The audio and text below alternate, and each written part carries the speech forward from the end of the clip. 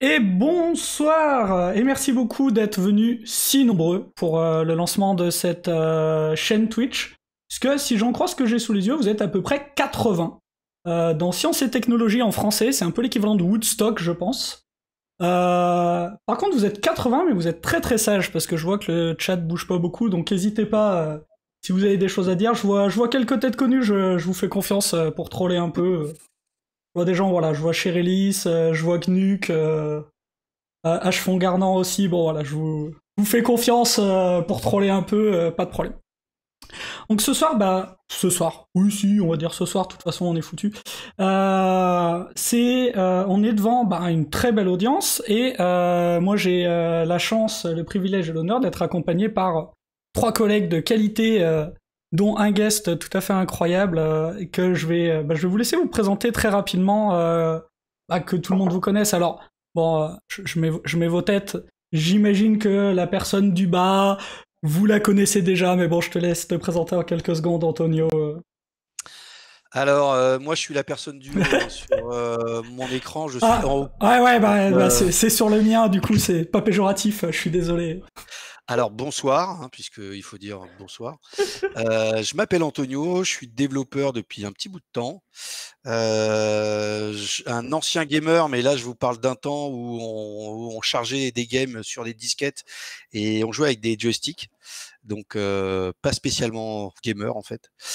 Développeur autour de la plateforme Java et des microservices et tous les buzzwords hyper à la mode. Et puis, quand j'ai un peu de temps libre, j'écris des livres, j'anime des conférences, j'anime des podcasts, je fais des meet-up, voilà.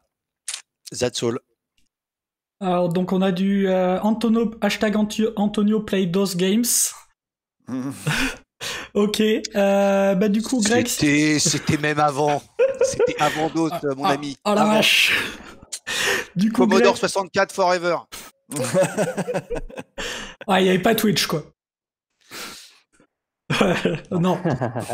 Est-ce qu'il y avait déjà Internet, tu vois? Non, non. On est d'accord. Du coup, Greg, est-ce que tu veux te présenter en quelques secondes? Ouais, du coup, Grégory, je travaille pour Hippon Technologies et je travaille actuellement sur la chaîne Twitch avec Colin. Un plaisir de vous rencontrer. Merci d'être venus aussi nombreux. Là, je vois qu'on a une centaine sur le stream. Ça fait plutôt plaisir. Pour une première, ça fait plaisir. Ok, et du coup, Geoffrey. Ouais, bonjour à tous. Donc, Geoffrey, moi, je suis un des associés d'Hippon et on monte le projet de chaîne Twitch avec Greg et Colin. Ça me fait particulièrement plaisir d'être sur Twitch parce qu'il y a quelques années, j'étais abonné à un truc qui s'appelait Justin TV. Je suis peut-être un des seuls à être abonné à Justin TV il y a une dizaine d'années. Je mettais du streaming de basket et de rugby sur Justin TV, c'était assez cool. Et puis là, aujourd'hui, fallait que je vienne parce qu'en fait, Twitch, c'est le seul moyen de discuter avec mes enfants. Donc, les gars, arrêtez League of Legends. Dites bonjour à papa. Voilà, ravi d'être sur cette inauguration, Colin. Puis voilà, de toute façon, quand tes initiales c'est GG, t'es obligé de venir un peu dire bonjour sur Twitch, quoi. Des obligations un peu. Donc, le but de ce live, c'est un peu de construire le contenu de cette chaîne, puisque nous, on a des idées, des choses qu'on voudrait faire, etc. Mais c'est que nos idées, ça manque d'intelligence collective, et c'est aussi pour cette raison qu'on a dit, est-ce que ça pourrait pas être super cool d'avoir un guest qui, lui, nous donnerait ses attentes, nous dirait ce qu'il voudrait voir, nous dirait comment il consommerait cette chaîne, d'où la présence d'Antonio. Et sur le chat, n'hésitez pas, si vous avez des choses que vous voudriez voir, des choses qui vous intéresseraient, nous on va échanger sur ça, mais n'hésitez pas à vous manifester sur le chat. S'il y a des choses dont on parle qui vous plaisent pas, vous nous le dites. S'il y a des choses dont on parle pas et que vous voudriez voir, vous nous le dites. Je remonte comme ça juste très rapidement. On a Derfiali qui dit « Je suis un de vos fans, j'ai appris de vos livres et formations sur Pluralsight ». Bon, je pense que c'est pour Antonio, mais voilà. Merci, je suis un de tes fans aussi. C'est ça. Et du coup, commençons comme ça. Donc Antonio, en tant que expert Twitch, je pense qu'on peut le dire. Voilà, est-ce que tu as des attentes, des choses que tu voudrais voir sur cette chaîne? Quel est aussi ton passé avec Twitch, ta consommation aujourd'hui, etc., etc. Dis-nous. Alors, il y a quelques semaines, Geoffrey me contacte et me dit écoute, on lance cette chaîne sur Twitch, une chaîne Hippon autour du craft, du dev sur Twitch. Est-ce que ça te branche? Donc là, j'ai fait Wikipédia Twitch, hein, et là, j'ai découvert que c'était un truc de Jones. Donc, ça m'a fait plaisir parce que je me suis dit, tiens, Geoffrey, il est persuadé que je suis jeune encore, et donc il a besoin d'un retour d'un jeune. Donc c'est vrai que la question numéro 1, c'était pourquoi m'appeler moi, qui suis un vieux dev, pour cette chaîne de Jones. Alors, je te corrige, Antonio, il y a Axel qui fait une remarque qui est très très pertinente. Si tu dis Jones, c'est mort. C'est déjà Merde. foutu. Moi, je me suis fait gauler. Donc, les jeunes, flûte, on dit comment? Il faut que j'appelle ma fille. Donc non, moi je ne connaissais pas du tout Twitch il y a encore 15 jours. Je suis allé faire un petit tour sur Twitch pour pas dire trop de bêtises aujourd'hui. C'est vrai que c'est pas mon monde, beaucoup de gamers et de gameuses, ça va dans tous les sens, c'est du live en plus. Donc moi au début je me suis dit: «Mais alors attends, il y a YouTube qui me permet à moi de mettre, des conférences en ligne, des katas, hein, on peut faire, des tas de choses en live et les laisser sur YouTube. Pourquoi j'irais sur Twitch? Puisque c'est essentiellement du live. En plus, le stream, il est gardé, mais au bout de 14 jours, il l'enlève, et cetera, et cetera. Et en fait, oui, je pense que c'est le public. Je pense que c'est le public qui est différent. Et moi, j'ai trouvé l'idée hyper intéressante, hein, et c'est un réel challenge. Mais là, c'est plus pour vous, messieurs Dipon, avec votre chaîne. C'est le public est différent de YouTube ou de Pluralsight, hein. Voilà, on en parlait là. Pluralsight, c'est une plateforme de MOOC. Twitch, qu'est-ce que c'est? Enfin, qu'est-ce que ça fait pour nous? Est-ce que je me verrais moi, Antonio, coder live sur Twitch? Eh ben, j'y réfléchis depuis que Geoffrey m'en a parlé, et c'est vrai que c'est titillant en fait. Parce que, en tant que développeur, on passe énormément de temps à interagir avec des gens, mais on passe aussi énormément de temps seul. Et si on était moins seul? Il y a plein de moments où je développe seul, et si je me mettais sur Twitch, est-ce qu'il y aurait des gens qui me regarderaient coder? Est-ce qu'ils apprendraient des choses? Est-ce que j'apprendrais des choses grâce à eux? Puisqu'il y a, les messages, le chat, et cetera, et cetera. Donc, je sais pas. En fait, c'est une question que j'ai pour vous et pour l'histoire. L'histoire montrera si Twitch peut être une plateforme pour du dev et de l'agilité. C'est clairement pas le cas. Le peu que j'ai surfé sur Twitch, c'était game. Voilà. Et si on se mettait à coder live sur Twitch? Ouais. Bah, Et je pense que je reviendrai en plus sur votre chaîne. sur ta question, est-ce que des gens regarderaient? À ce moment-là, il y a G. Bourquet qui nous a dit bah oui, moi, déjà, je regarderais. Et il y a Caillot qui me dit oui, les gens regardent, posent des questions, proposent des idées, l'échange est cool. Il y a Chérilis aussi qui nous disait qu'il y a des chaînes de dev, voilà, il y a des gens qui codent. Matt, ouais, alors 21, 20, 21, 20, ça peut être pas mal, mais faut pas être 20 000 sur le live parce que bah du coup les échanges deviennent plus compliqués. Mais si ça reste relativement communauté, voilà, de taille gérable, ça se fait bien, puisque ce confinement nous a appris nous aussi avec certaines associations à utiliser Twitch, à utiliser l'outil, à découvrir ça. Les trucs bien, les trucs moins bien, hein, c'est pas parfait. Mais voilà, sur le premier échange, donc on a déjà des retours du chat, tu vois, qui disent qu'ils regardent, donc t'as au moins un spectateur. Déjà, si tu te lances demain. Mais nous, au final, on a Ouais. finalement un seul challenge. C'est de convaincre Antonio de venir coder sur Twitch. C'est hyper facile en fait. L'objectif, il est très clair. Ça y est, on a un challenge et on va le relever parce que chez Hippon, on adore les challenges. Donc celui-là, on va le relever, il n'y a pas de souci, quoi. Mais je viendrai en plus parce que j'ai une petite idée. Mais c'est vrai qu'on a peut-être tous fait ou pas, hein, mais des katas au bureau, ça peut être intimidant. Il y a des juniors, il y a des seniors, il y a des gens qui vous regardent. On prend le clavier et on transpire. On a oublié les raccourcis de l'IDE. Là, c'est peut-être pas mal parce que je suis en train de faire un kata tout seul. je prends mon temps, je me trompe, j'ai moins de stress. Il y a personne qui me regarde et j'ai le chat. Donc il y a quand même un feedback et je me dis pourquoi pas? Enfin, on a tous un peu stressé face à notre clavier lorsqu'il y a 5 perdus qui nous regardent. Là, il y a pas les perdus, donc c'est peut-être moins intimidant et il y a quand même un feedback.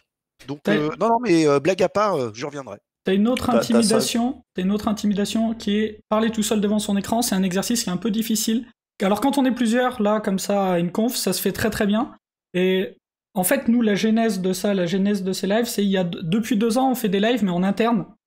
Chez Hippon, on en a fait un tous les 15 jours pendant 2 ans, globalement. Et c'est super bien d'avoir quelqu'un d'autre pour que l'échange soit plus réel, en tout cas pour commencer, pour prendre l'habitude. Parce que vraiment, parler tout seul devant son écran, c'est un peu délicat au début, tu vois, faut prendre l'habitude. Mais sinon, oui, effectivement, je pense que t'as ce côté qui est peut-être moins intimidant.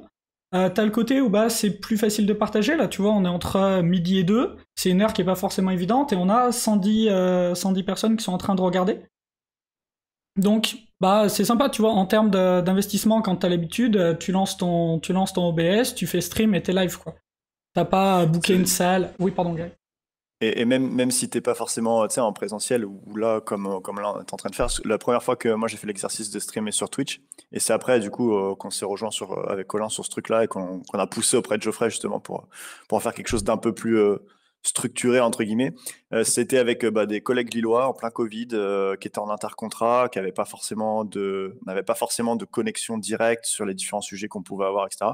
Puis à un moment, j'ai dit ok les gars, vous savez quoi, on va prendre un des exercices qu'il y a sur Coding Game, la plateforme là, et on va le faire en mob en remote. Et après, on s'est dit, en fait, si on le fait en mob en remote, peut-être qu'on peut streamer, ce sera marrant, on verra, on essaye un peu avec la plateforme. Je sais plus combien on a eu de viewers, mais c'est là que Geoffrey, il est venu, il a vu pour la première fois comment ça se passait un stream comme ça, avec toutes les problématiques techniques qu'on a rencontrées, parce que c'était la première fois qu'on faisait ça. Mais au final, on avait carrément oublié qu'on était en train de streamer. On était dans notre petit truc, etc. Des fois, il y avait des feedbacks du chat qu'on prenait. Et tu fais très vite abstraction de ce genre de problèmes que tu pourrais rencontrer à justement parler à la caméra dès lors que tu interagis avec des personnes et que tu streames à plusieurs. Mais c'est vrai que ouais, j'avais pas pensé au fait de parler. C'est vrai que quand on va sur Twitch là, et qu'on se balade, comme c'est un monde de gamers, il y a toujours de la musique, ça bouge. Les Twitchers, je sais pas si ça s'appelle comme ça, mais parlent énormément. Et c'est vrai que là, je me dis, flûte, je vais me mettre à taper du code face à ma webcam et il va falloir que je parle, alors que c'est peut-être pas naturel en fait. C'est peut-être pas naturel de parler tout seul face à son IDE. Il y a des streams où c'est justement marrant parce qu'en fait le mec il parle pas, il explique pas ce qu'il fait, mais il travaille sur un projet perso ou ce genre de choses. Il explique pas ce qu'il fait et du coup c'est aussi un peu un challenge pour le spectateur de dire ok, je regarde ce qu'il fait, j'ai pas d'explication, où est-ce qu'il veut en venir. Donc ça peut carrément être des fois une volonté de contenu de dire je ne parle pas, je ne fais qu'écrire le code. Le seul moment où tu vas l'entendre parler, c'est putain, qu'est-ce qui marche pas encore, tu vois. mais in fine, tu sais pas quel est le but de ce qu'il est en train de faire et tu découvres à petit, à mesure qu'il écrit son code, le cheminement de pensée qu'il a eu et j'ai trouvé que c'était super intéressant. D'accord. Et la bonne nouvelle pour toi, Antonio, c'est que tu pourras coder avec du Pink Floyd. Il y a Seb qui dit perso, je parle déjà tout seul quand je code. Bah écoute, voilà, t'as plus qu'à te filmer, c'est bon. Bon les amis, le temps file là. Ouais, une des grosses promesses de cette chaîne, c'est de toujours faire une session avec du code. Donc il nous reste 5 minutes de petites discussions et puis après le clou du spectacle, c'est vraiment de coder et c'est le positionnement de cette chaîne aussi.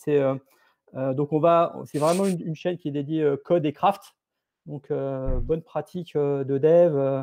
Et à chaque session, il y aura du code. Donc, on évitera les sessions full slide. C'est pas le média pour faire des sessions full slide type talk qu'on peut connaître à Devox ou dans d'autres conférences. Et on va essayer de mettre du code à chaque fois. Je sais pas si Colin, tu peux donner un éclairage là-dessus. Ouais. Alors, on vous promet pas qu'on recyclera pas des prêts qu'on a déjà, ou qu'on répétera pas des prêts. On va essayer de faire du code à chaque fois, donc là Geoffrey l'a dit, apparemment le clou du spectacle c'est moi qui me vautre à faire un kata à la fin en 10 minutes, mais bon ça on verra, mais on parlait de kata tout à l'heure avec Antonio, donc ça colle bien, et ce sera effectivement une part importante du contenu de la chaîne d'avoir du code, sur différentes choses, différents formats. N'hésitez pas à proposer vos idées. On va faire des katas, il y aura différents niveaux, différentes cibles. Le kata qu'on va faire là aujourd'hui, on va dire que c'est un niveau moyen. Le kata est pas compliqué en soi, mais en fait, la contrainte de temps fait que je vais faire une résolution en expliquant ce que je fais dans la résolution, mais en n'expliquant pas pourquoi je le fais. Donc c'est pas débutant, puisque j'explique pas pourquoi j'en suis arrivé à ces conclusions, pourquoi je fais ces choix-là. Mais il y aura des sessions débutants. C'est la prochaine session d'ailleurs qu'on fera sera avec l'explication de pourquoi on fait ces choix-là. Mais il y aura aussi, avec ces sessions de code, des sessions plus débat, et peut-être Greg, tu peux en parler rapidement. Bah, du coup, je rebondis, je voulais te laisser finir. Il y a Caillot qui posait justement la question de est-ce qu'on va faire des débats, plutôt des retours d'expérience, ce genre de choses. Donc, ouais, il y a une volonté de faire du code, mais aussi dans l'idée de la mouvance craft, c'est aussi s'interroger sur l'état de l'art de notre métier. Et il y aura un moment où on fera des débats. Ce sera des débats autour de technologie, autour d'un écosystème, ou peut-être même autour de rôle particulier dans une équipe. Qu'est-ce qu'on attend d'un PO, qu'est-ce qu'on attend d'un tech lead, mais plus d'un point de vue terrain, pas forcément d'un point de vue conf, avec des retours d'expérience différents, des points de vue différents. Là, sur ça, on a plein d'idées encore. On ne sait pas encore quels sujets vont être mis en avant dans les prochaines sessions. Mais oui, on a volonté d'avoir ce genre d'éléments. On aura forcément quelque part un live où on se trollera avec Nuke, où moi je dirais que DevFront c'est pas un vrai métier, et lui il dira que Swagger c'est pas une vraie UI, enfin des trucs comme ça, quoi. Ça va forcément arriver à un moment, cette histoire. Mais voilà, il y aura forcément des choses dans ce goût-là, des débats. Pourquoi pas des live Twitch direct quand nos chers réponses seront sur des events comme Devox. Ah, alors attends. Là, on est en train de rassembler deux choses. On a peut-être la bonne personne. En gros, c'est en train de parler de faire des live Twitch à Devox. Oui, bah écoutez, en cette période de Covid et d'annulation de Devox France et d'annulation de toutes les conférences, hein, vous imaginez bien qu'on y a beaucoup pensé. Vous imaginez peut-être aussi qu'on est carrément allé voir des techniciens, la faisabilité, etc., etc. Comment faire court? En fait, on se rend compte que les gens aiment aller aux conférences pour voir des êtres humains. Donc une conférence, c'est un agrégat d'êtres humains qui vont pas forcément voir des talks techniques en plus, qui peuvent taper du code ensemble, boire un café. Un café. Qu'est-ce qu'une conférence en fait, hein? Par contre, donc voilà, dire on n'aurait pas fait Devox cette année en conférence humaine, mais faire que du virtuel, la réponse était non. On a réfléchi, etc. et on s'est dit non. Par contre, le mélange des deux. Donc, est-ce que Devox 2021, post-Covid, une conférence avec un agrégat d'êtres humains, quid de se dire on stream une salle? Ce que Devox Belgique fait durant les keynotes sur YouTube, mais pourquoi pas effectivement faire ça sur YouTube ou Twitch, sachant que quand même on perdrait cette interaction. C'est-à-dire que le speaker, la speakeuse est en train de parler et elle n'a pas le temps de regarder ce qui se passe sur les messages. Pourquoi pas? Voilà. J'ai une bonne nouvelle pour toi, c'est qu'en septembre, là, on a un petit événement qui est Gipster Code, qui a remplacé un grand événement qui est Gipster Conf. Et Gipster Code, c'est une 60aine de personnes, donc on pense qu'on va le tenir. D'ailleurs, c'est plus organisé par Ipon, c'est organisé par l'assos qui est derrière Gipster. Et on va mettre des modules Twitch sur Gipster Code. Donc, on va se faire la main aussi pour voir comment faire cohabiter de manière harmonieuse et efficace de l'événementiel, un événementiel. C'est des sessions de code, hein, c'est du code sur le projet Gipster, donc c'est même hard coding, et de la diffusion sur Twitch. Et on vous demandera votre feedback. Ouais, on aura du feedback. Et puis, on a un autre truc au mois d'octobre qui est prévu aussi, c'est une battle de code entre écoles. On bosse avec plusieurs écoles en France et on va essayer de monter une battle de code pour voir. Donc, d'un côté, Gipster Code, on va streamer un événement où tout le monde doit être à Bordeaux au mois de septembre. Donc, une seule localisation, on va la streamer. Et le deuxième truc qu'on va essayer, c'est le battle de code en streamant des écoles qui pourraient être à Rouen, à Lille, à Toulouse, etc. et voir si on arrive à faire un truc un peu sympa. Donc, on va se roder là-dessus sur des petits événements et tu auras du feedback. Et je finis Super. juste sur une dernière remarque fort intéressante de Chirilis avant de coder un peu, qui est que de streamer sur Twitch, ça peut aussi faciliter l'accès aux gens handicapés, mais qui sont pas forcément des handicaps physiques. Ça peut permettre d'accéder à la conf pour quelqu'un qui peut pas justement aller dans un cluster de personnes. Oui. Ouais, ou là, Côté t'as sympa. aussi les gars qui galèrent. Maintenant, aujourd'hui, tu as des gars qui bossent remote de l'Aveyron, quoi. De monter à Paris. Non, mais c'est con, quoi. Mais je pense que si le mec il est capable de bosser depuis l'Aveyron remote, c'est-à-dire qu'il a une fibre un peu décente. Tu lui donnes aussi accès à du contenu que forcément il n'aurait pas. Il n'aurait pas en immédiat. Pour Mais ce attention. genre d'événement, l'hybride, ça va quand même être l'avenir, je pense. Tu vois. Il y en a plein qui viennent pas au Devox, mais qui se disent, bah ok, j'attends que ça soit publié sur YouTube. Si tu donnes Voilà. la possibilité de faire en fait du stream, bah, potentiellement ça va être un groupe de collègues qui vont se dire, ah ok, bah il y a cette conf-là qui nous intéresse. Venez les gars, on prend une salle au boulot et on se met dans la salle et on regarde ce qui On se passe. embrasse bien sûr tous les habitants de l'Aveyron. Hein. C'est Et de ce la que j'allais Creuse. dire, hein, c'est ce que j'allais dire. N'oubliez pas que Devox, une semaine après, tout est sur Ouais. YouTube. Donc voilà, le live, il faut qu'il y ait un petit truc en plus. Et j'aime bien l'idée de Grégory. C'est vrai que c'est pas mal.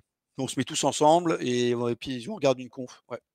On est parti. J'essaie de coder un Ouais. machin. Tu nous présentes ce que je vais Ouais, coder alors pendant du que coup, je setup. Colin, il va prendre la main. Alors, vous soyez pas choqués, hein, c'est Eclipse qui l'utilise. Il y a des gens qui ont bon dans la vie et puis il y a les autres. Il va nous faire le word wrap. Du coup, c'est un kata tout simple où il y a une chaîne de caractères. Il faut la splitter en un certain nombre de mots pour faire en sorte que ce soit un peu comme dans un journal, limité à une taille de colonne dans laquelle les phrases seraient affichées. Il faut qu'il, dans son kata, coupe le plus possible entre les mots, sauf quand le mot est trop long ou qu'une phrase est trop longue pour tenir sur la colonne. Dans ce cas-là, il faudra couper le mot en deux. Donc, il va nous faire sa petite session en live, comme ça, commenter un peu les trucs. N'hésitez pas à le troller. Hein. Nous, on va lire le chat et on lui fera les petits retours. Donc, si vous voulez être un peu moqueur et taquin, il n'y a pas de souci, faites-vous plaisir. Eh ben, on est parti. Alors, je me mets le petit timer. J'espère qu'on finira à moins, sinon on sera à la bourre. Pourquoi j'utilise Eclipse? C'est pour ce petit plugin-là qui s'appelle Infinitest, qui lance automatiquement les tests liés au code que je suis en train de modifier, et je trouve qu'il marche beaucoup mieux sur Eclipse que sur IntelliJ, et c'est la raison suffisante pour moi pour continuer d'utiliser Eclipse. Ce kata a une particularité, c'est qu'on nous donne la signature. En fait, le kata est défini en disant vous devez faire une classe wrapper avec une méthode wrap. Donc j'ai pas le choix de la signature contrairement à d'autres katas. Donc je vais rester là-dessus, même si la signature me plaît pas énormément. Je vais simplement essayer de faire cette implémentation. Donc ici, je commence par faire le premier cas qui me vient en tête, et je commence souvent par des cas aux bornes. Donc un cas de qu'est-ce qui se passe quand j'ai pas de données en entrée. Ici, je veux dire que je ne dois pas wrap ma chaîne quand j'ai pas de données. Donc mon test, bien sûr, forcément il passe pas, la classe n'existe pas, c'est pas un vrai problème, je vais créer la classe. Et je profite de ce test pour setup un peu mon IDE, mettre tout ça en place. Je crée ma méthode ici, donc qui est la méthode que je vais devoir implémenter, qui renvoie une chaîne de caractères, qui prend une chaîne de caractères en entrée qui est ma phrase, et un nombre de colonnes. Tac. Voilà, donc là je suis pas mécontent de ma signature. Ici par contre je vais changer un peu, je vais ajouter un peu des imports statiques parce que mon IDE là pour la présentation je suis en 60 colonnes pour vous donner une idée, donc je vais essayer de gagner un peu de la largeur. Et mon premier cas de test page, je vais aller faire celui d'après. Bon, t'es déjà jugé. Hein. À quel niveau? Qu'est-ce qu'ils ont dit? Vas-y. Et puis franchement, c'est très constructif. Le message, c'est nul. D'accord. Mais nul, NU2L. Pas mal. On est pas mal. Donc le cas d'après qui me vient en tête, c'est je dois pas découper une chaîne qui est déjà suffisamment courte. Et donc ici, si je mets once à 4 colonnes, ça coupe pas, y a pas de problème. Cas suivant, c'est le découpage en coupant mon mot. Donc si je mets once à 2, je dois avoir un découpage qui arrive en plein milieu, comme ça. Bon, forcément, devant mes yeux ébahis, ça marche pas. Toujours pareil, c'est Infinitest qui me lance mes tests. Donc je vais rajouter ici un test pour vérifier, est-ce que ma chaîne est suffisamment courte? Si ma chaîne est suffisamment courte, je peux faire mon algo d'avant. Sinon, je vais commencer à coder, parce que un moment, voilà. Donc je vais prendre 2 zéros à ma colonne, ajouter mon saut de ligne, et prendre ce qui reste, en fait. Donc voilà, ça c'est ce qui reste. Ça fonctionne. J'ai quelques petits trucs qui me plaisent pas trop. Déjà, ça, je vais sortir une constante, je vais dire que c'est mon break.